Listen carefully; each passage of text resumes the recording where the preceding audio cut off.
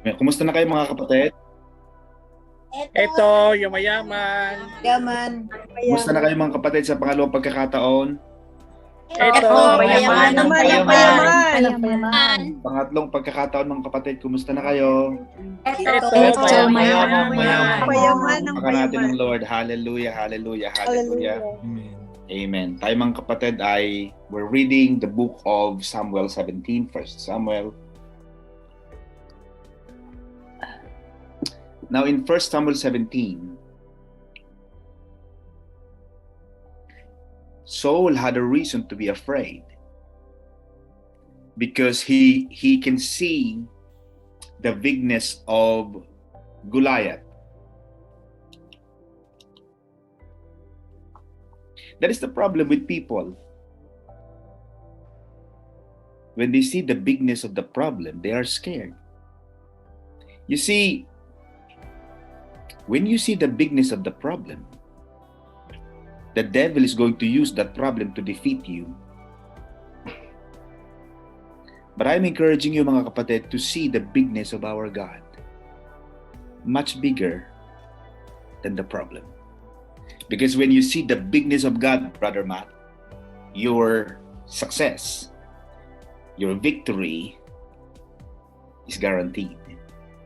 David did not use that. He didn't really fight Goliath simply because he was a David. In fact, he was young. All odds against him. Maraming mga hindi pabor sa kanya. He was a young boy. Many biblical scholars believe that he was about 15 or 10 or 15, within that range. Nobody can be sure.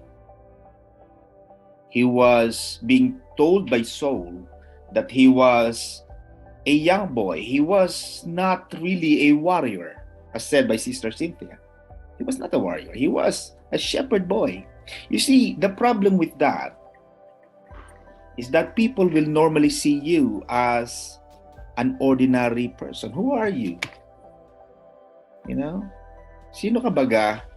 Ikaw ay taga dyan lamang, ikaw ay taga rayon lamang, kilala ko ang magulang mo, wala ka namang pinag-aralan, wala kang alam. You see, people will always put you down. But when you have the name of God, when you have the Lord in you, and you fight and you face the problem, you face the bigness of your problem in the name of the Lord our God, nothing is impossible. Everything becomes easy because you are not fighting against flesh and blood. You are fighting against the enemy in the name of the Lord our God. Saul was dismayed and greatly afraid kasi nakita niya ang kalakihan ni Goliath And that is the problem. Kaya mas maganda minsan yung wala kang nakikita Bakit yun nasabi yan, Sister Alice? I remember I had a relative, nung mga 1980s, kami mga kapatid ay malimit lumuluwas ang Maynila sapagkat nag-a-attend kami diyan kay Morris Cirulo, 1980s. Nagpupunta kami ng Maynila. So imagine the travel time from Batangas was about 6 hours drive o jeep or bus or whatever. And I have a relative, Sister Cynthia, na sa probinsya kasi noon wala pang masyadong jeep. Mga 1980s, hindi masyadong maraming jeep. Nung makarating siya ng Maynila, Brother Matt, ang daming sasakyan. Hindi siya makatawid. She kept waiting. Yung mga jeep na nagdumadaan, she kept waiting for the jeep to stop. Or walang masyadong dadang jeep para makatawid siya. And this is true. She couldn't cross Sister Mirna from one side to another because she was waiting for the jeepneys to stop or not many jeep to pass by so she can cross to the other side. And she was waiting and waiting and waiting. Sabi namin, ang tagal-tagal naman ng kapatiran na yun. Bakit di na siya natapos na yung Morris Cirulo, yung Video School of Ministry natin, 1980, 1981. Hindi pa siya nakakarating. Yun pala, Sister Alice, naghihintay kung kailan titigil ang jeep. Ang sabi ko, tita, ang jeep dito sa Maynila, hindi tumitigil lang parang sa probinsya. Sa probinsya, kahit siyang Kapumara, sa probinsya talagang kakaunti ang jeep na nadaan mga 1980s. Naku, hindi siya makatawid-tawid because he can see it. But look at the story that I think you have seen this on Facebook. There was a blind man who was crossing a very busy road in New York. He was blind, brother man. He was carrying a stick. But he decided to cross a busy road. And while he was walking on a busy road with his stick, with his eyeglass, the blind's glasses, everybody stopped because he could not see the bigness of the problem. Bartimaeus was a blind man. There were many people, Sister Alice, who were not blind.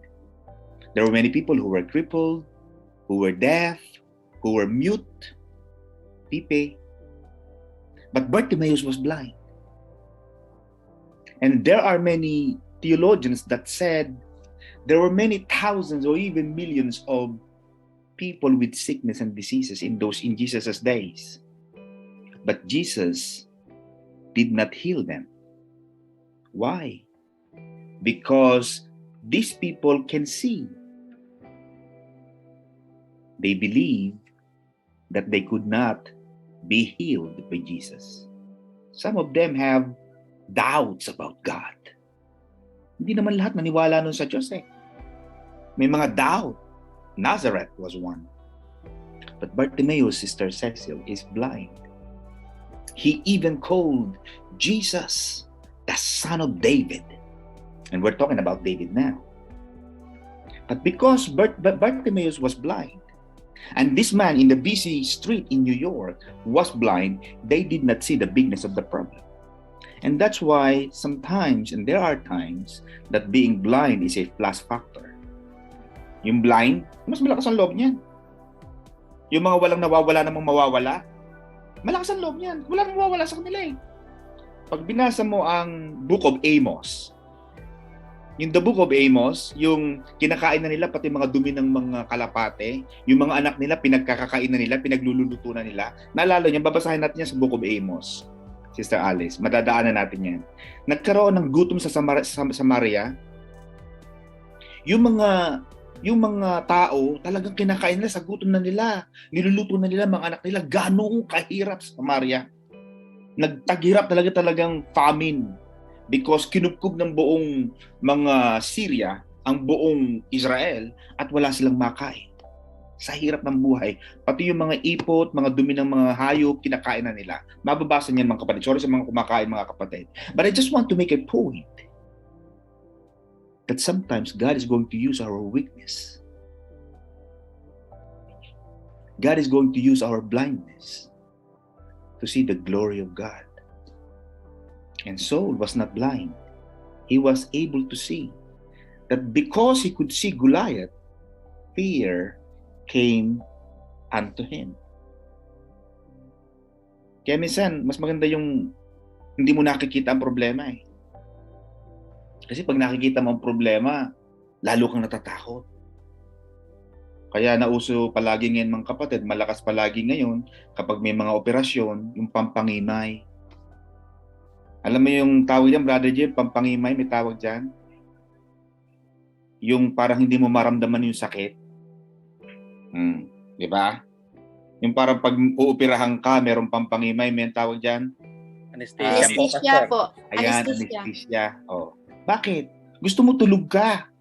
Kasi pagka mulat ka, tamo pag tinuturukan ka ng vaccine, nakapikit. Ang iba sa inyo nakapikit eh. I'm sure, nung tinurukan kayo ng vaccine, Sister Cecil, sino rin o nakapikit? Taas ang kamay. Umamin kayo. O si Sister Mirna nakapikit. Sino pumikit? Sister Maribik nakapikit. Bakit? Ayaw mong makita, ayaw maramdaman yung pain.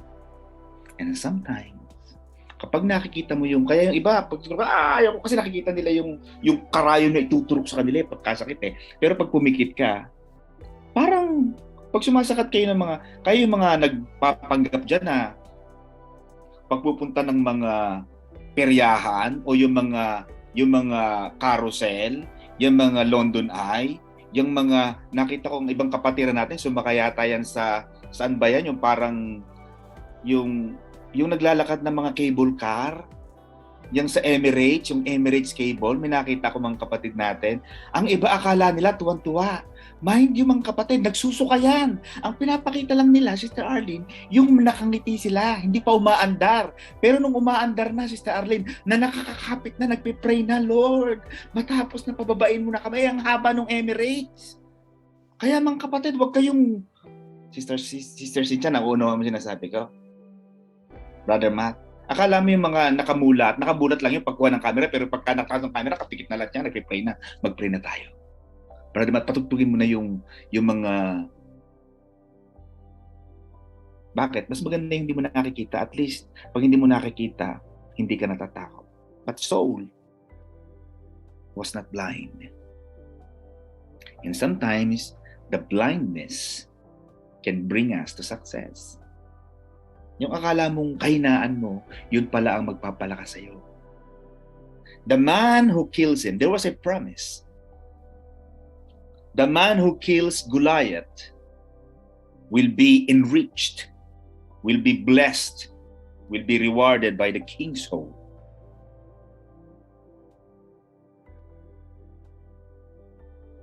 You remember when the Pharaoh, the king of Egypt, was looking for the right man to become the second in command in Egypt.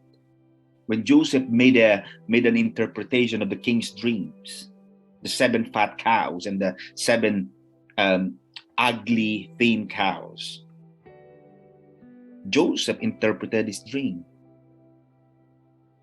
And the king was looking who is the best person to be in charge. You see, pagka desperada ka, kaya usong kasabihan, Sister Alice, na ang taong gipit kahit sa patalim ay kumakapit. Bakit? Siyempre, gipit si Saul Talo siya Alam mo, pag ang taong talunan, yung talagang wala ka nang mapuntahan, kahit ano gagawin yan. Kaya yung iba, di ba, minsan hinahabol ng mga pulis, makikita mo yung mga police chasing cars sa Amerika o even dito sa UK, yung mga celebrity hinabol na nagkanda matay-matay, tumatalon sa tulay, tumatalon sa bangin. Yan mga yung gipit na Huli na sila Kaya papakamatay na lang. Saul was desperate. The king was desperate. Because the king knew that from now, there will be 7 years of prosperity, and after the 7 years prosperity, there will be 7 more years of famine. And the king was so scared. And that's why I'm looking for someone to become the commander-in-chief next after me, sabi ni king, and I will reward. Joseph was rewarded. That's why the family of Joseph have had the best land. Parang ang katumbas nito, Brother Matt, yung mga land sa Kensington or Knightsbridge. The names of the land that were given to Joseph's family was the Ramesses. Ramesses, the land of Ramesses.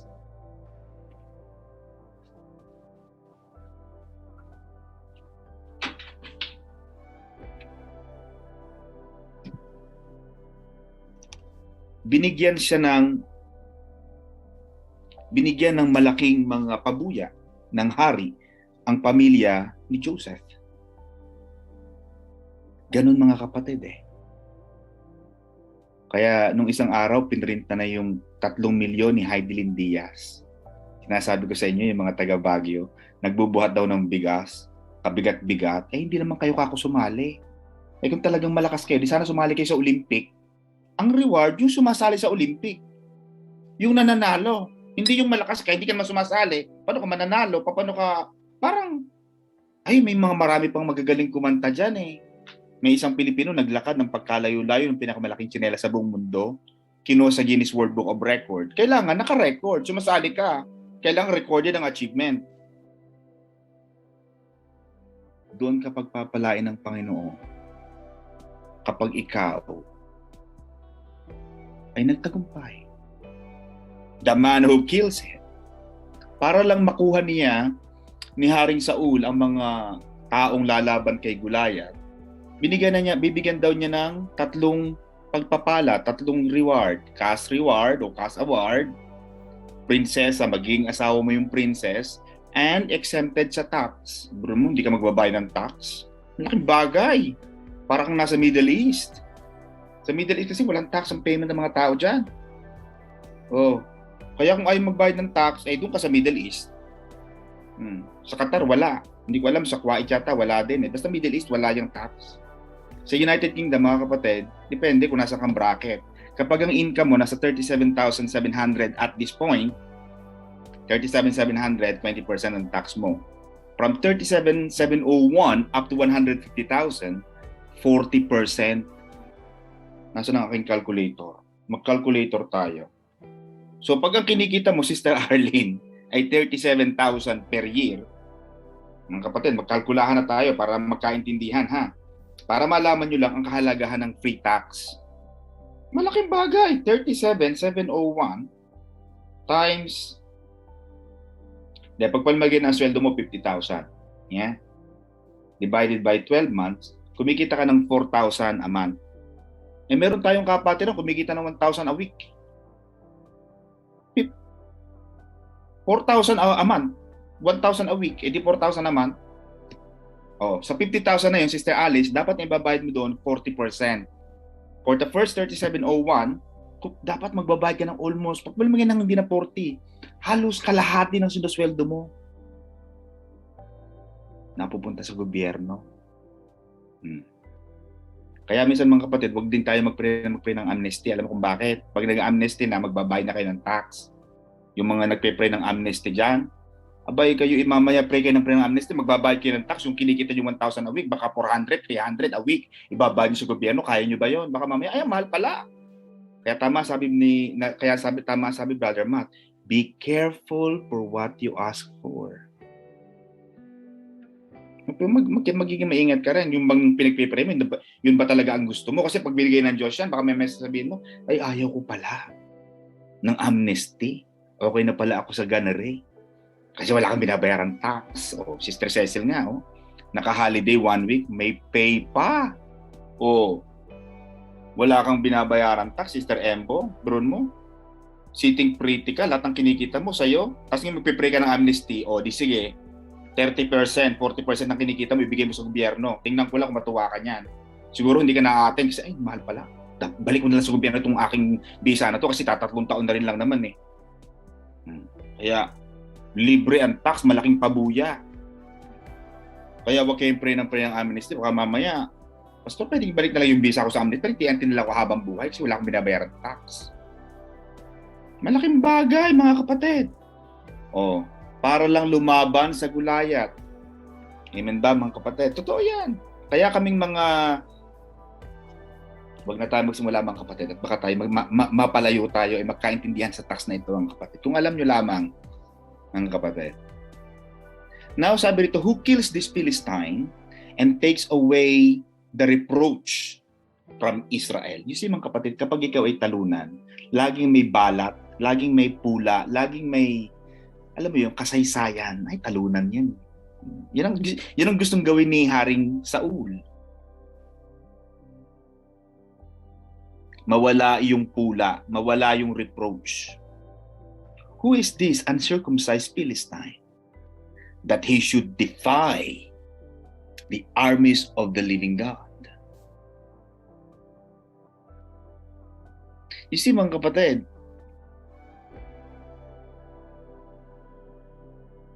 si David hindi sa mayabang eh. Si Goliath kasi, sino ka? Sabi ni Saul, ang kalaban mo, matagal ng sundalo, matagal ng mandirigma. Si David noon, 15 years old pa lang. Lalaban na dito sa professional warrior. Pero nakatingin kasi si Goliath sa kanyang lakas. But David was different. David even mentioned, you come to me against the spear, the sword, and the shield. But I'm coming against you in the name.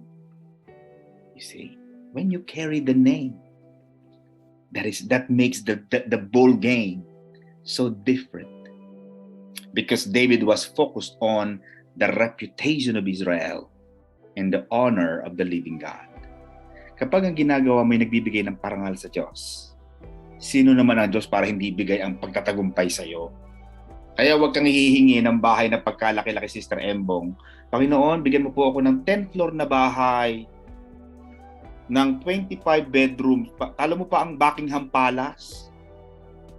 Ang Buckingham Palace pala, 108 yata ang rooms. Ano bagang gusto mo? Ang mga kapitbahay mo, isang room lang. Lahat mga row house. Row house na dikit-dikit, 1 bedroom. Tapos hihingi ka ng 25 bedrooms, kayong dalawa lang naman mag-asawa. Anong balak nyo? Mag-alaga kayo ng mga aso at mga pusa. Lahat ng aso at pusa nyo may kanya-kanyang kwarto. Baka hindi ibigay ng Lord yung kasi kayabangan. Amen ba? Pero si David, hindi siya humingi ng yabang Ang minintay niya para sa reputation ng bayan ng Diyos at para sa karangalan ng Diyos. Kaya pag hihingi kayo mga kapatid, ito ang technique dyan. Panginoon, bigyan mo ko ng visa para makita ng mga tao na ikaw ay dakilang Diyos. Panginoon, pag nagkabisa ako, ipapakita ko sa buong mundo na ako ay recipient ng reward ng Panginoon. Hindi mo ipagmamalaki.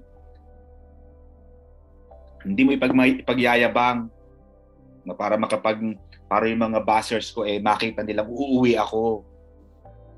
Uuwi ako every year. Tapos ipapakita ko pa sa nila yung aking itinerary. Meron pang lumilipad na eroplano sa aking profile pic. From London Heathrow, landing Manila, 8:45 p.m. via Cathay Pacific Business Airlines o business class. Yung mga kaibigan mo, mga work class economy. Ako hindi, business. Baka hindi bigay ng Diyos kasi puro kayabangan. Amen ba? Pero pag sinabi mo, Panginoon, gusto ko magkabisa para makita ng mga tao na talagang itong ginagawa ko para sa iyo. Pag nakita ng Panginoon nyo, walang imposible sa Diyos. Ganun ang ginawa ni David para sa karangalan ng Panginoon. Lagi mong gagamitin yung karangalan ng Diyos. Panginoon, bigyan mo ako ng malaking bahay, bibili ako ng malaking lote. Para saan?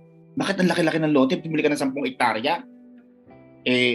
Dadalawa naman kayo mag-asawa kasi at the end of the day, Brother Matt, kayong dalawa lang din naman na mag-asawa mo at the end. Sa tanda na natin ito, mga kapatid, tayo ang ating batting average ng ating population ng Maranatha nasa 40, 50, 60. Sister Cecil, pagtanda mo, 10 years from now, baka kayo na lang ni Brother Jim, bibili ka ng hektaryang lupa para saan? Pero kung sasabihin mo na, alam mo, Panginoon, bumili ako ng 2 hektarya. 1 hektarya para sa church. 1 hektarya para sa akin. Makapagtanim kami ako ng kaunting patola, talong at mga kamakamatis. Panginoon, pagkatapos ng service, magluluto na ako ng pagkain ng mga members. Para sa karangalan ng Diyos. Ganyan. Hindi posible sa Diyos na ibigay. Pero pag ginamit mo yan para sa kayabangan mo, magpapabibili ka ng sobrang laking na para lang sa pagmamalaki mo, baka hindi ibigay ng Diyos. Alam mo mga kapatid, yung bahay namin, bago tayo nagkaroon ng malaking church, yung bahay namin, 1979, 1978. Kasi yung ating registration kasi ng SEC nangyari noong October 1980. Hindi naman yung parang, mag-pray tayo, tapos bukas, i-register na natin. Hindi naman ganun, di ba? Nagkakaroon muna tayo ng mga prayer, tapos eventually, ang ganda pala nito, i-register lang natin sa properly na incorporate yung ating church, 1980. Pero si Bishop, nagsimula na sa 1974. Christian na siya noong 1974. 1978, pastora, nagsimula na yan. Pinagamit namin ang aming bahay. Yan ang naging unang tinatawag na bahay dalanginan. Kasi wala pa naman ng church. Saan ka mag-church? Kung wala magpapa-Bible study, di wala. Siyempre, kailangan may mag-open ng... Kaya maganda mga kapatid. Kaya alam mo, Sister Embo, yung bahay namin dati, sabi ko nga sa inyo, kamalig. Ang tawag sa atin sa Batangas, kamalig. Ang kamalig mga kapatid sa Tagalog, yan ay bahay kubo. Na talagang bahay kubo ha. Yung talagang sasa. Tapos yan ay imbakan ng mani. Yung parang warehouse ng mga mani. Kaya ang bahay namin napakaliit. Talagang maliit. Walang kwarto kasi bahay kubo nga eh. Di ba? Ngayon kasi pag nagbahay kubo ka, Sister Chami, di aircon. Di ba? Bahay kubo nga, pero my God, ang toilet pa lang, may TV. Oh, diba? Nung unang panahon mga kapatid, wala tayong gano'n. Ano tayo, igib-igib. Pagkaka-toilet mo, bubusan mo ng tubig yung toilet para, alam mo yung mga ganyan. Mga kapatid. Pero nung nagkaroon ng panawagan na magkakaroon ng gawain ng unang church ng Maranatha, ipinagamit ni Pastor at ni Bishop ang bahay namin, kahit maliit. Hanggang sa naging pinto namin ay mga hollow blocks, bintana namin, hollow block, mga saraduhan ng bintana. Kami ng mga bata noon, lalagay na kami ng hollow block. Ngayon, pinagamit namin. Alam mo, Sister Cecil, ngayon, gumanda ang bahay namin. Hindi dahil sa kung ano pa man, pero ang gusto kong sabihin sa inyo mga kapatid, once na ipinagamit mo ang iyong bahay, anything that you allow God to use it, God will reward it for you. When Jesus used Peter's boat, nung ginamit ng Panginoon yung bangka ni Pedro, di ba? Doon tumayo si Jesus sa bangka ni Pedro. Hindi naman kay Juan, hindi naman kay Zebedeo kay Pedro. From that moment, Sister Charmy, pagkatapos ng preaching ni Jesus, ano sabi ni Jesus? Balik ka sa laot. Itapon mo sa kanang bahagi. Yung bangka ni Pedro, mga kapatid, hindi magkandadala. Kaya mga kapatid, yun sinasabi ko sa inyo, yung mga anak ninyo, yung mga buhay natin, ipagamit nyo sa Diyos. Huwag kayong matakot, huwag kayong manghinayang. Nay, wala akong kinikita, nasa linggo na sa church ako. Lahat ng bagay na akala mo'y kalugihan sa Diyos, yan ay gain, yan ay gantimpala ng Lord. Magkakaroon ka ng gantimpala. Hindi pwedeng wala.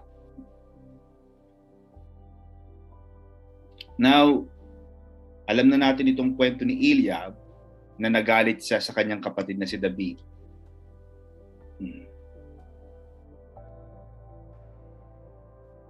Sa halip na matuwa si Eliab, nagalit siya kay David. Sometimes akala mo palagi yung mga kapatid mo, akala mo tuwang-tuwang makita ka. Nung unang panahon, di ba? Ay, ba't yan dito? Umuwi ka na sa atin. Pinahiyaan niya pa si David. Siyempre, maraming tao. Di ba? He was angry because Eliab knew that David was insignificant, worthless, who had no right to speak. Di ba, nung unang panahon, sa Alice, pag kami nag-uusap na matanda, wag kang sasabat. Pagkadadaan ka sa nag-uusap na matanda, kailangan babawa ka ng konti. Di ba? Kaya nung unang panahon, bawal ang mga batang sumagot. Then sabi ni David, what have I done now? Is there not a cause? There's no doubt that David was hurt by the words of his brothers Eliab. But even the pain, even if he was hurt, David was hurt. But David did not allow the pain and the hurt to stop him from going forward. Maraming tao kasi ganun Maraming tao ang hindi nagtatagumpay sa buhay dahil nasaktan, nabigo.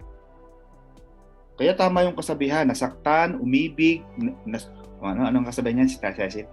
Umibig, nasaktan, at umibig muli. Ganyan. Kung nasaktan ka uli, umibig ka ulit. Hindi yung nasaktan, sinaraduhan ng puso, ayaw nang umibig. Paano pa? Pero si David, kahit siya nasaktan, hindi niya hinayaan na yun ay maging balakid upang siya ay magtagumpay. Kung siya ay gano'n, kung may ganong attitude si David, maaaring he would miss the opportunity. Because sometimes, sabi nga nila, opportunity knocks once. We're not talking that there will be no more opportunities. But I'm talking about the big opportunities. Because Goliath could have been dead. And if there was no Goliath, people will not celebrate David.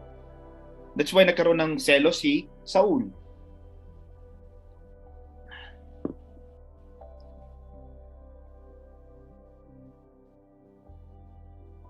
Sabi ni David, is there not a cause? Wala bang dahilan?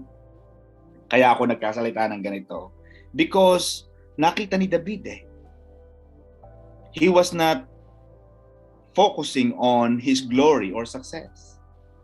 Hindi sa focus sa tagumpay niya Wala. Bata pa siya 10, 15 years old, kahit Nung bata ka, ano bang alam mo sa glory? Wala. Alam mo noon, maglaro. Alam mo noon, magpunta ng kung ano-ano, magala-gala. Maglaro ng piko. Maglaro ng habulan. Sa kanila, wala yun eh. But he was focusing on the glory and success of the Lord's cause. Because he knew that that moment, Sister Alice, was a cause. Ang Diyos ang nagbigay ng dahilan. Ang Diyos ang gumawa ng paraan. You see, God is going to create a scenario, a moment, which is going to be a defining moment in your life. And it may cause, God may allow you, God may permit you to suffer, so that you see that out of this suffering, God is still there with you. Ang sabi ng Panginoon kay Pablo, Paul kept asking 3 times, Lord, remove these thorns of the flesh. St. Paul was asking God, praying. We're talking about St. Paul. One of the closest, one of the writers, almost half of the New Testament, were written by St. Paul. He was asking God to remove the thorns of the flesh. But God responded 3 times, Sister Arlene. Ang sabi ng Panginoon na, I will not remove. You see, sometimes what God will answer that He will not do it. It's not because He doesn't love you. Not because He doesn't care about you. But God sometimes will allow, will permit the storm so that you will see that you are limited.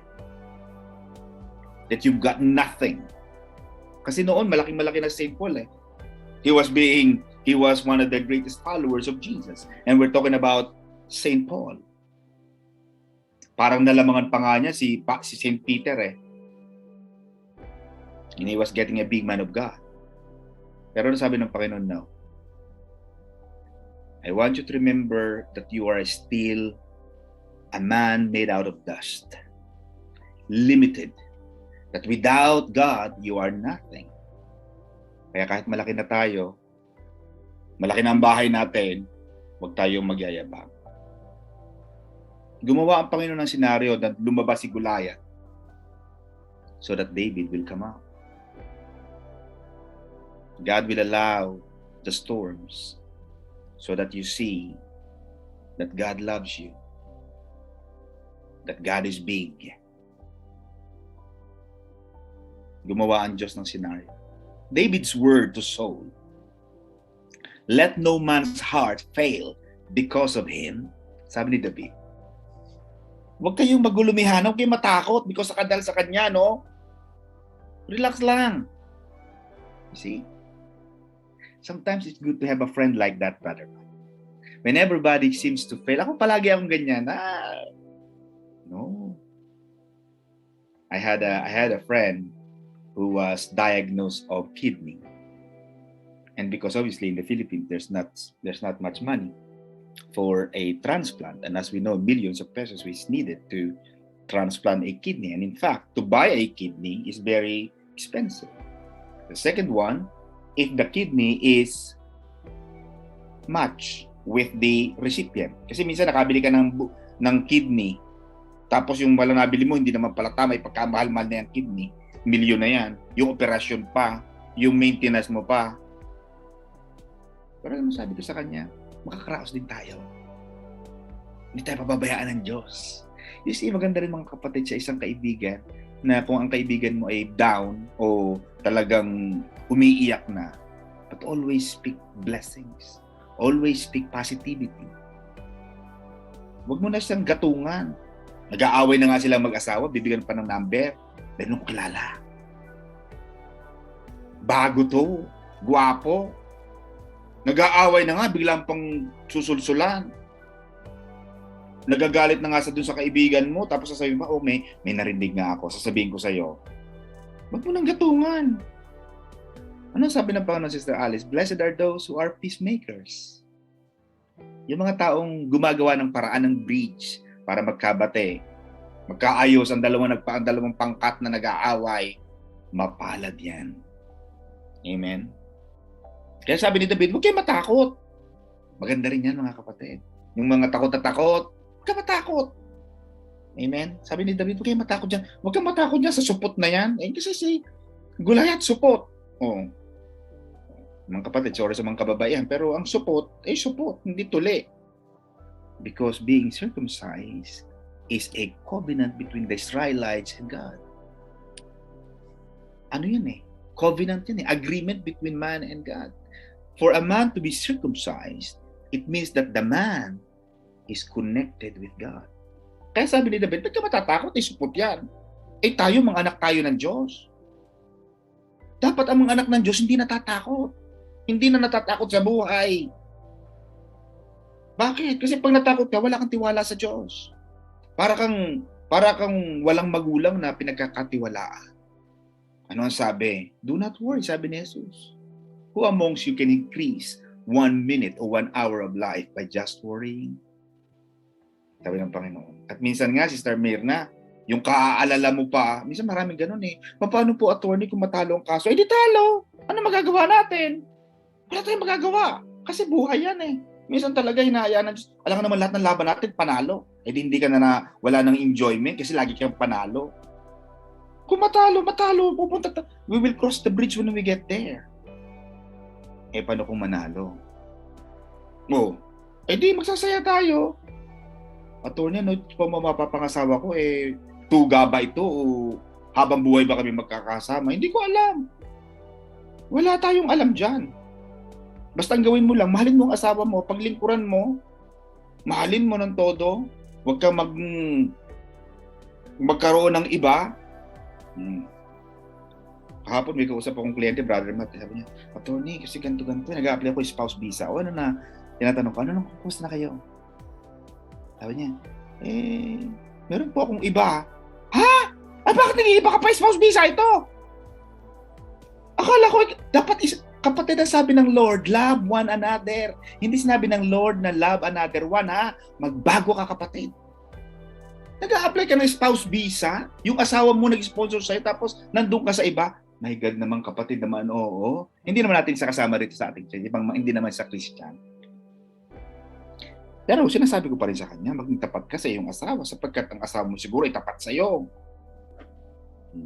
Amen ba, mga kapatid? Kaya kayo maging tapat sa inyong mga partner. Amen? Sabi ni David, mga kapatid, someone, your servant will go and fight with this Philistine. Matapang ang salita ni David. Matapang si David.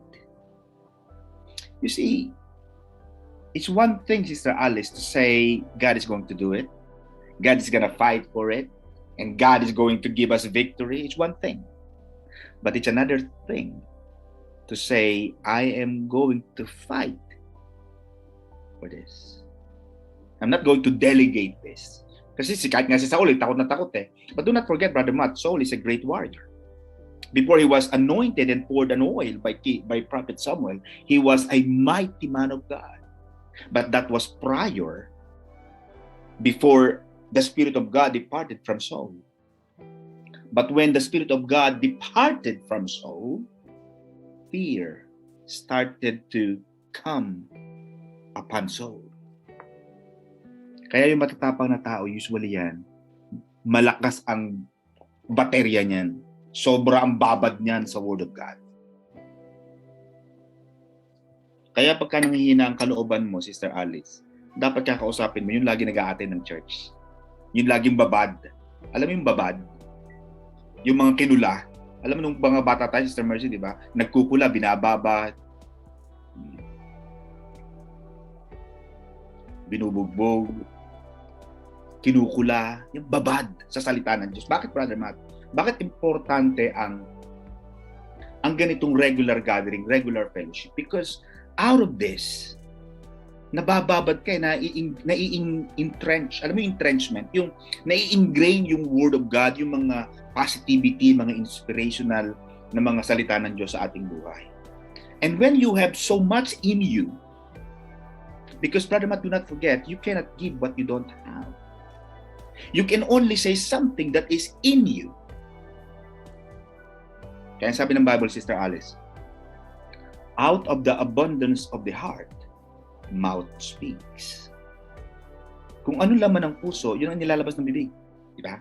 That's the Bible. That's what the Bible says in Proverbs. That's why if you are you are so saturated by the Word of God, kaya tama itong ginagawa ni Brother Matt at ni Sister Maribig. Yung nakaisa ka absent, balik ka na kaagad. Kasi pag hindi ka nakabalik, the risk is that the devil is going to use it. Because you had one absent. And kapag absent ka ng, ganyan ang backsliding eh. Nagsisimula mo na pa isa-isa. And the devil will say, oh, hindi ka na, nahiya na yan. Pero pag babad ka, Sister Alice, tapos may kumausap sa'yo, na Alice, may problema ako. Ay, hindi. Alam mo na pag-aral namin kagabi, naku, nasa Panginoon lang ang pag-asa. Nasa Diyos lang ang pag-asa. Manalangin tayo, mag-pray tayo. Hindi. Naniniwala ako na magtatagumpay ka. Naniniwala ako may sagot dyan, may solusyon dyan. Bakit? Baon yun sa'yo eh. Nakabaon sa sarili mo yung salita ng Diyos, and because of that, you are able to share the word of faith. Yun ang kagandahan, no? That's why David was able to say this. Let no man's heart fail because of him. Matapang si David. At ganyan tayo mga kapatid. Kailangan matapang. Alam naman natin na marami ng COVID. Alam na naman natin na marami talagang Delta variant. Walang ayuda, walang trabaho.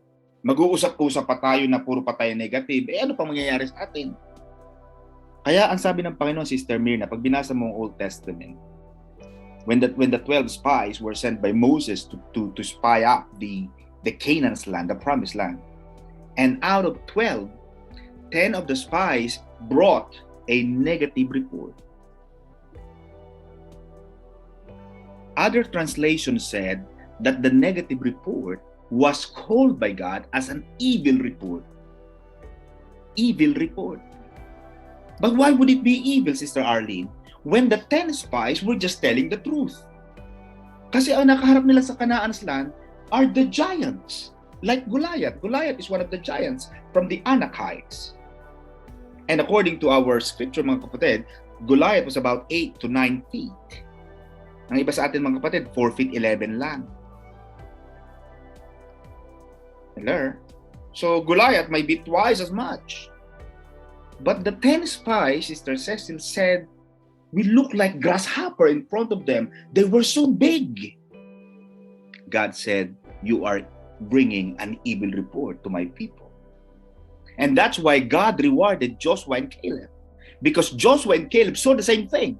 They did not see a different thing. They saw the same giants. They saw that they were so small and they were so big. But what did Joshua and Caleb say? No, we can do it. Do you understand what I'm saying, mga kapatid? It's not what you see. It's how you see the bigness of God in spite of seeing the bigness of the problem. Yan ang sinasabi ko, mga kapatid. Na kahit na alam mo nang talo ka na, pero kaya mo pa rin sabihin, hindi, God is going to do something on this. Naniniwala ako may gagawin ng Diyos. When Moses was at the last point, on the last hurrah of the Egyptian, the borderline, the Egyptians, the chariots were, and the devil was playing in the ear of Moses, and the chariots, the horses, and he could see the Egyptians are chasing them down.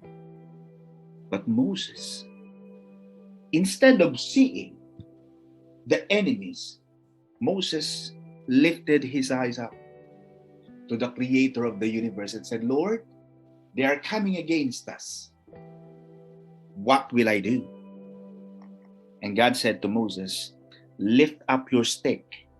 And the moment you lift up your stick, I will send the strongest wind to divide the Red Sea. And you will see from this day forward, you will walk in the middle of the sea. And at the last person out of the 2 million coming out of Egypt, the Israelites, when the last person stepped to the other side, well, the Egyptians were passing through the same way, the same path, the strong wind. God commanded the strong wind to bring back the sea that killed all of the Egyptians. Ano ang sabi ng Panginoon kay Moses? all the enemies that you see now, you will see them no more. Alam niyo mga kapatid, yan ang isa sa mga word na pinanghawakan ng pamilya namin. At sa buhay natin, Brother Matt, there will be people who will not believe us, who will destroy us, who will put us down. But the Lord is telling you today, and I'm telling you again, let no man's heart fail because of him, because of Goliath. Palakpakan natin ang Lord, mga kapatid. Hindi pa ako nagsisermon, mga kapatid. Bukas pa ito. Amen, mga kapatid. Then Saul said to David, you are not able. You are not able. Mga kapatid, okay lang patuloy ako. Brother Jen, nagsimula ako ng 20, ah. Go ahead po, Pastor. Amen, mga kapatid. Saul said to David, you are not able because you are young.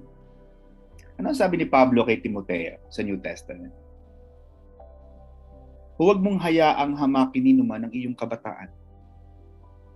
Because people will sometimes see you as you, young or old or fat or thin, educated, highly qualified or overqualified or uneducated. Lahat gagamitin nila yan eh. Kahit perfecto ka na, lagi pa rin may kulang.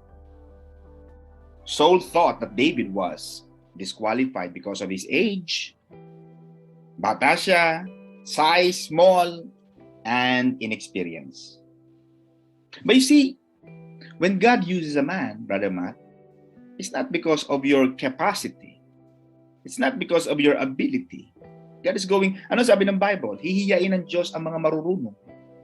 Hihiyain ng Diyos yun.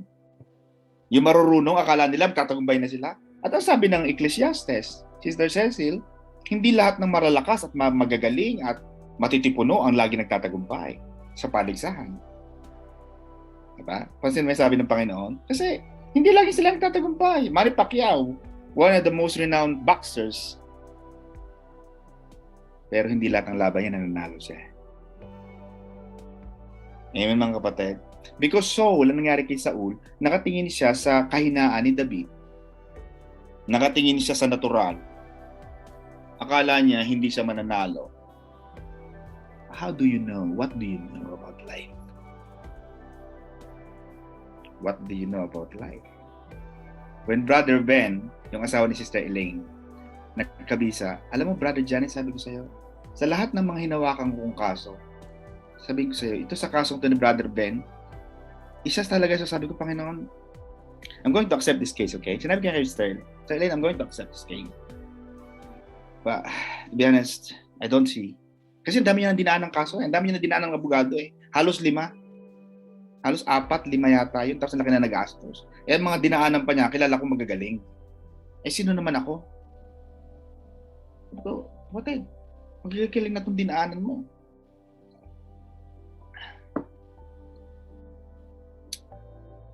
But what do we know about life? Things that you think was impossible. Yung alam mong wala kang panalo, pero hihiyain ng Diyos ang mga detractors, yung mga buzzers mo. Kaya nang dumating sa akin yung tao, Mr. Magsino, are you the lawyer of this, Mr. Ben? Yeah, it's me. How can I help you? You know what? I've seen your da-da-da-da-da. And I think he deserves a 10-year visa. Sabi ko, are you talking about this Ben? Kasi marami akong Ben eh. I want to be sure. Yeah, Ben Cruz. You know, Ben Cruz from London. Is this your client? You be sure? Hey, he's my client, but hindi ko naman sinabi, hindi ako naniniwala. Is this true? Hindi ako makapaniwala. I had a goosebump because I said, Lord, you are the God of miracles. Ikaw, Diyos, Panginoon, ang Diyos ng himala. Itong mga taong tong wala nang, alam na nilang wala na silang pag-asa. There were many police arrests. He was detained. But yet, you showed him your mercy. Ipinakita ng Diyos ang awa at ang kanyang himala sa taong ito. Mga kapatid, kung nagawa ng Panginoon yon, sa ating mga kapatid, kay Brother Ben, kung nagawa ng Panginoon yan kay David, kung nagawa ng Panginoon kay Moises, naniniwala ako mga kapatid, may gagawin ng Diyos sa buhay mo. Amen. Palakpakan natin ng Lord mga kapatid. Wala pa tayo sa sermon mga kapatid. I'm just so excited. Naniniwala ako mga kapatid na may ginagawa ang Panginoon. Kayo ba? Naging excited ba kayo every day? Na may ginagawa ang Panginoon, God is doing something. God is doing something. And when you develop this kind of expectancy, dapat kasi may expectation ka palagi. Alam mo yung mga babaeng manganganak. Kailan ka manganganak? Kailan yung due date mo? Always have that kind of expectant mentality. Panginoon, may ginagawa ka. I can sense that. Alam mo, Sister Mirna, one time, there was a story of this boy. Dalawang bata. Ang pangalan ng dalawang bata, si Winner at si Loser. Pinangalanan, Winner at si Loser. Si Winner, lagi siyang si Loser, binili ng magandang laruan, napakamahal na laruan ng kanyang nanay at tatay, ng kanyang daddy at mommy. Magandang laruan, from Harrods with Love. Napakamahal. Alam mo nung binuksan ni Loser ang kanyang box, mahal na laruan ha. Sabi ni Loser, Mami, Daddy, ayaw ko nitong laruan ko na to. Kasi pagka binuksan ko to, laruan na to, wala kayong sasabihin sa akin kundi ayusin ko, iligpit ko, i-put away ko itong toys na ito. Si Loser yon. Alam mo si Winner, Sister Mirna, hindi pa ito alam ni Sister Mirna, sigurado eh. Binigyan siya ng naglagay na counting malaki. Pagbukas niya, tae, dumi. Alam mo, sabi ni Winner, Sister Mirna, Dad, thank you so much. Niyayakap niya. This poo of the horse means that my horse is outside the house, isn't it? See? Tuwang-tuwa si Winner. Kahit binigyan siya ng tae ng kabayo. Bakit alam niya? Dahil alam niya na yung tae ng kabayo, ibig sabihin may kabayo sa labas. Depende kasi kung paano mo nakikita ang buhay mo eh. Kung ang tingin mo sa buhay mo ay talunan ka, bigo, luhaan, yan talaga magiging buhay mo. But if you see yourself like David, sabi ni David, bakit ka natatakot dyan? Bakit yung pinag-iiyak-iyakan yung mga yan? Hindi! Nagkagawin ng Diyos, no? Huwag kayo matakot dyan sa supot na yan. Lalaban ako dyan. At ipapakita ko sa supot na yan na ang kanyang kinakalaban ay ang mga, hindi tayo. Ang kinakalaban niya, ang Diyos. Amen ba mga kapatid? Saul clothed David with his armor. You see mga kapatid, there are times people will advise you of what worked for them. Kaya minsan pag may nagtatanong sa akin, Attorney, ito ang sabi ng group, ito ang sabi ng aking kaibigan. Sinong kaibigan? Ba't ka pa nagpapakonsult sa akin? Nagbayad-bayad ka ng 199 pounds for consultation fee. Kasi mga kapatid, ang consultation ni Pastor doon, 199 pounds. Discounted na yan ha. Kaya kayo mga nagtatanong sa church, dapat nagbabayad kayo pero hindi ko na kayo pribabayad. Pero talagang, kasi naubos ko ang oras ko, Brother Matt eh. Biro mo na lang, lahat na lang tatawag sa akin, libre. Tapos pag sinabi ko may consultation fee, hindi na tatawag. Sige, okay lang.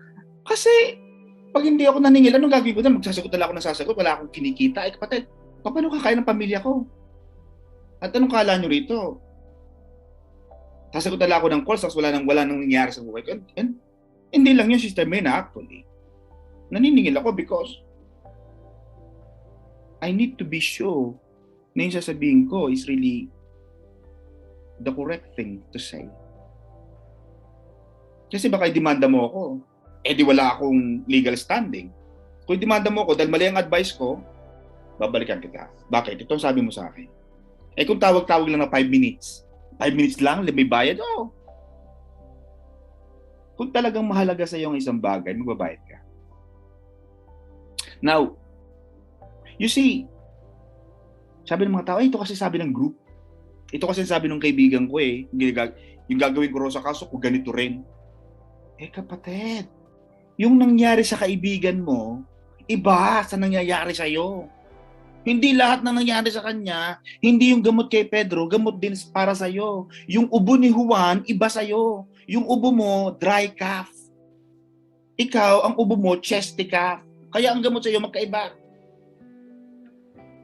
Nakukuha niyo mga kapatid. Hindi lahat ng gamot ay pwede. Pwede rin yung iba. Paminsan-minsan pwede, pero hindi lahat. Kailangan may expert ka. Nung isang last week, kaya ako nakabiti yung katid ko eh. Nagkaroon ako ng konting allergy sa liig. Pumunta ako ng Boots. Sabi ko, can you check my allergy here? Sabi nung pharmacist, no, I'm not allowed. Because your allergy is on the neck. You have to visit your GP. Sabi ko, ito lang? Sa Pilipinas to, ano lang to eh. Konting lahid lang to, wala na to. Yun na nga eh. Liig yan eh. So hindi ako qualified. People will advise you what worked for them without really understanding your own circumstances. David was getting a clothing, an armor that were used by King Saul.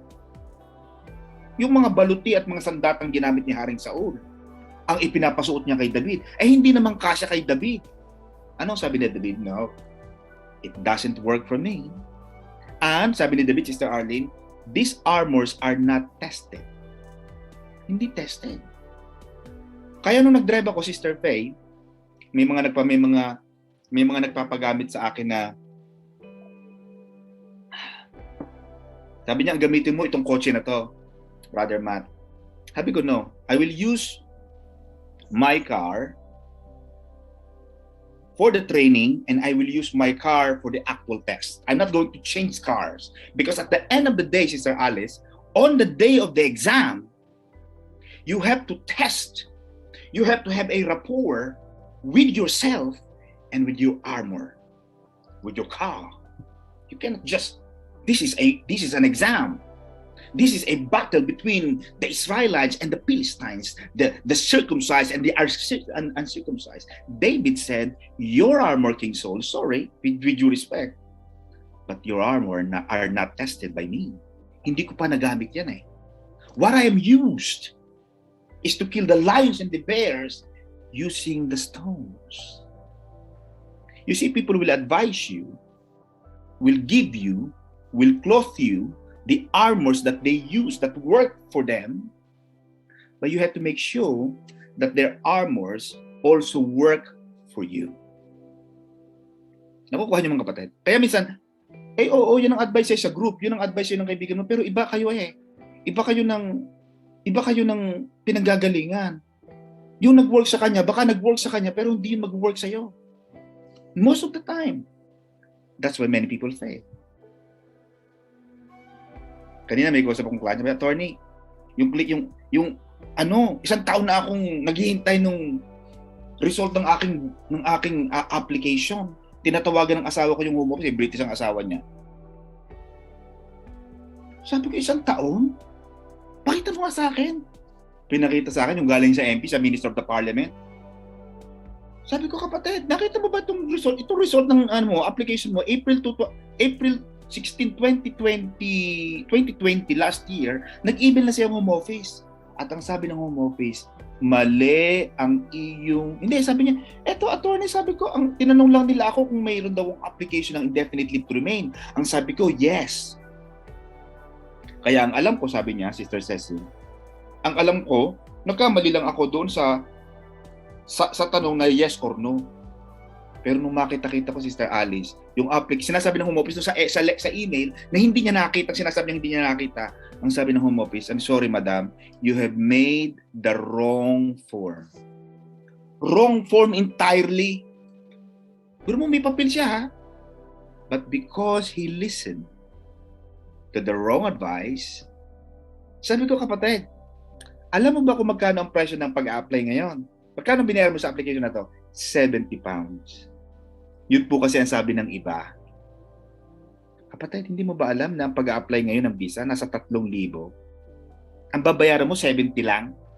Nasaan ang hustisya, kapatid? Talo ka dyan! Kahit pa magwelga-welga ka dyan sa parliament, hindi ka mananalo. Una, mali ang form mo. Bakit? Nakinig ka sa maling payo. Ganon ang ginawa ni David. Hindi siya nakinig sa payo ni Haring Saul. He did not get it. He took him off. Sinabi ni David, I will not fight with a man's armor. Because David was not fighting using his armor. He is going to fight and advance to fight, to face Goliath, trusting in the Lord and His armor, ay yung armor ng Panginoon. Kaya sabi niya, haharapin kita, hindi sa aking sibat, hindi sa aking mga tirador na ito. Daladala ko ang pangalan ng Panginoon, ang Diyos ng mga Israelita. Amen? At yun ang kanyang ginawa, mga kapatid. There were 5 smooth stones in his bag. When I was in Bible school, may nagtanong doon sabi niya, bakit daw 5 stones? Isa lang naman daw si Goliath. Para may spare. Mas maganda na yung may spare ka, Brother Matt. Siyempre, lang nagdadrive ka. Yung gulong mo, 4 lang. Paano kung naplatang ka? Maganda lagi yung meron kang reserba. Mga kapatid, yung reserba ito sa mga, hindi ito sa relationship ha, mga kapatid. Huwag kayo magreserba sa relationship. Sabi ni Pastor, magreserba ako. Kapatid, reserba sa goma, hindi sa relationship. Kapatid, kasi kasi ang iba kasi, baka ma-misinterpret tayo Mga kapatid, huwag na kayong tama na ang isa. Reserba lang ito, Sister Cecil, sa buhay. Amen. There were 5 stones because apparently, ang sabi ng mga theologians, mga kapatid, Goliath had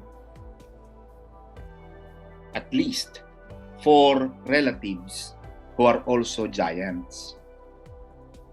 Natatandaan mo minsan, mga kapatid, minsan may narinig akong kwento na, ay naku, yung magnanakaw, pumasok sa bahay, hindi na ako nanlaban. Kasi baka mamaya meron pa siyang kasamahan sa labas. Kaya si David, nagdala siya ng 5 bato, just in case, Brother Matt. Kasi just in case, ganun talaga. Pupunta ka ng spaceship, wala kang dalang kahit ano. Paano kung sumabog, wala kang parachute? Magdala ka. Iba na yung sigurado. Ganun sa buhay. Bago ka mag-resign, wag agad resign ng resign. Nag-away kayo ng amo mo, resign ka na kaagad kasi nabuisit ka. Wala ka pa trabaho. Paano na? Bago ka mag-resign, maging matalino. Di ba?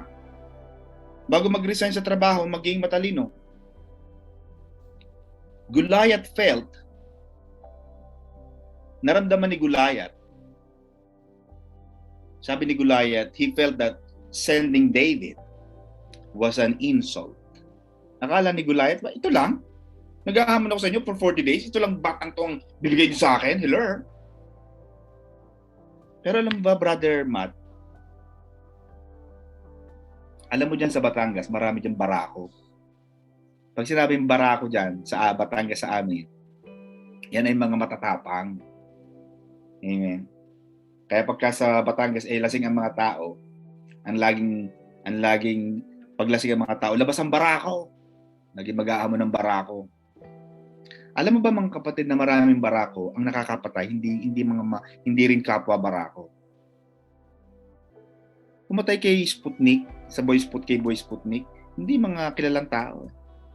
Ang mga pumapatay sa Batangas ng mga barako, hindi mga barakong tao. Ang usually pumapatay sa kanila yung mga simpleng tao na hindi mo akalain silang papatay. May barako sa amin, sa Anilao. Ang pumatay, hindi taong matatapang at matataas. Simpleng magka-tricycle, poop, patay. You see, sabi nga nila, mga kapatid, ang nakakapuwing daw ay yung maliliit. Kaya wag mong mamaliitin yung maliliit. Yung maliliit na tao, nako, mag-iingat ka dyan sa maliliit. Yung maliliit na yan, Sister Alice, small but terrible yan. Built-in ang tapang niyan. Sister Cecil, nakuha mo? Ito mo, may nagla-like. Sister Mate, Sister Ne. Built-in ang tapang niyan Ang pumapatay palagi sa malalakas, maliliit lang. Kaya wag ka laging kasi sigurado. Kasi yung maliit, pag ginamit ng Diyos, talo niya ng malalaki. Amen ba? Kahit maliit ka, at magkasama mo ang Diyos, kaya mong talunin ang malalaki. Kaya sabi ni David, I come to you in the name of the Lord of hosts. I come to you as the representative of the Lord of hosts. The God who has heavenly armies at His command. Magaling si David Kaya pag kinalaban mo si Satanas, kaya natatandaan niyo yung kinukwento ko sa inyong Nigerian pastor, sabi niya, I will go to Wuhan. I will kill the virus. Sabi ko, itong pastor na ito, si Raulo ito eh. Eh bakit ka pumunta ng Wuhan? Eh, hindi mo naman alam kung yung talagang... Ano pupuntahan mo doon? Baka hindi ka papasukin. Bakit? Kasi lalabanan mo ang virus. Unknown yun eh, Brother Matt. Unseen. Hanggang ngayon nga, hindi pa natin nalalaman ang gamot doon. Delta variant. Unknown. Unseen enemy. Pupunta ka, lalaban ka sa unseen enemy with yourself? Why? No. Look at what David said. I'm not coming against you for myself, for me, because I am David. No. Sabi ni David, I'm coming against you. The Lord will deliver you into my hand. Dapat ganun yung turo ng pastor na yon.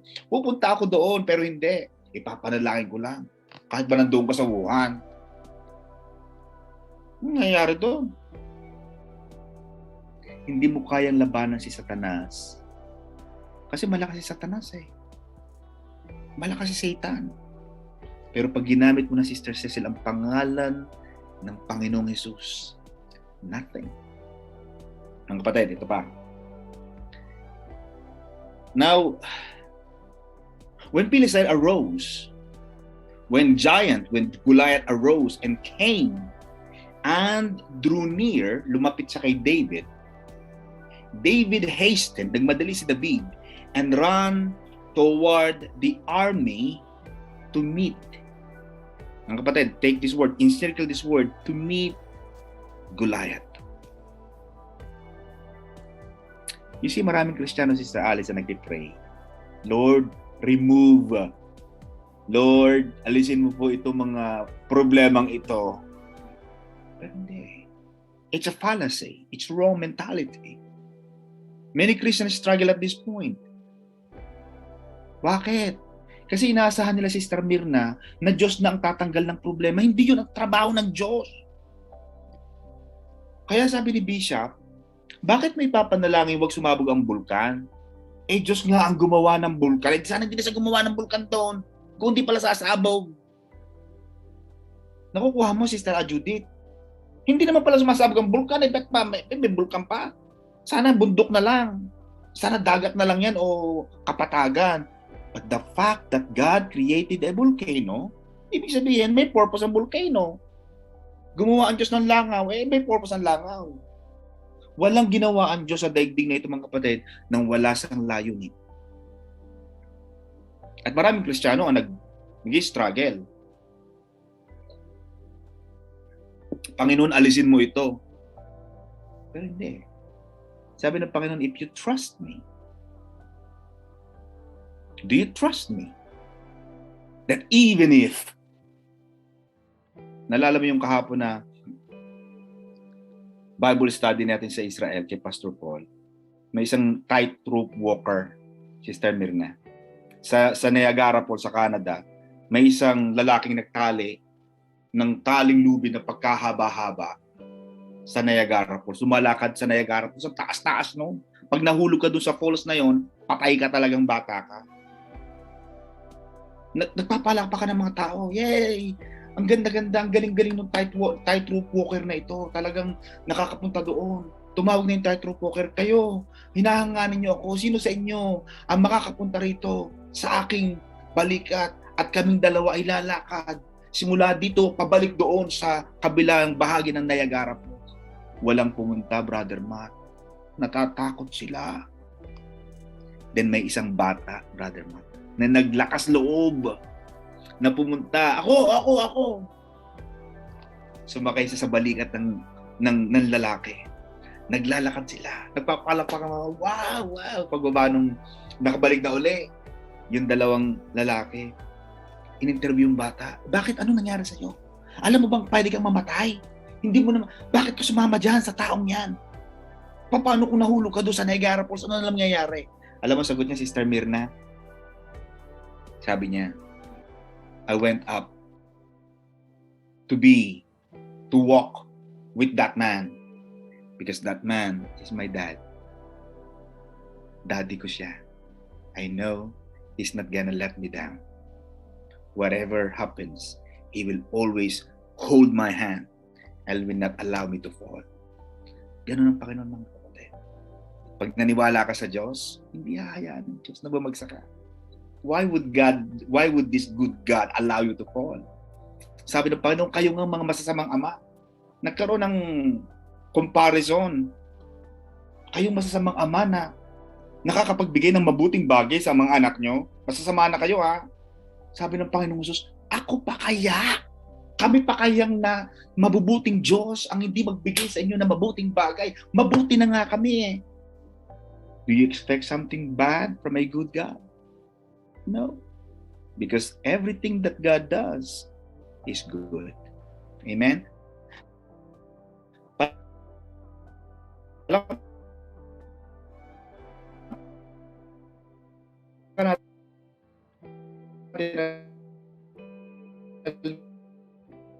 Lord, mga kapatid. Ano ba sinabi na pastor sila? Wala po sila, Siguro, pastor, siguro pwede tayo Pastor Saldi, can you close the prayer po, Pastor?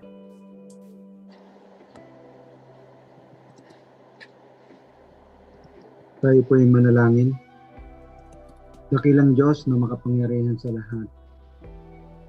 Tunay nga po, Panginoon, kami po ay lubos na nagpapasalamat sa iyong maturo at aral sa gabi nito. Na kami tulungan mo, Panginoon, upang kami ay maging matatag. At upang kami ay tumingin sa iyong kapangyarihan. At umasa kami, Panginoon, sa iyong pag-asa. Na sa mga bagay na aming hindi nakikita ay doon kami nakatingin, Panginoon. Sapagkat ang lahat ng mga bagay, Panginoon, ay gagawin mo para sa iyong mga anak. Marami pong salamat, Panginoon, sa mga taong dumalo sa gawain ito, Panginoon. Tunay na iunat mo ang ipapagpalang ng bawat isa na patuloy na mamalagi sa iyong presensya, Panginoon. At sa gabing ito, Panginoon, ay bigyan mo kami ng kahimbingan ng aming mga tulog, Panginoon. At ano man ang mga dalahin namin sa puso, ikaw, Panginoon, ang siyang magbibigay ng katagumpayan, ng kapayapaan, at kaligtasan sa aming mga buhay. Marami pong salamat.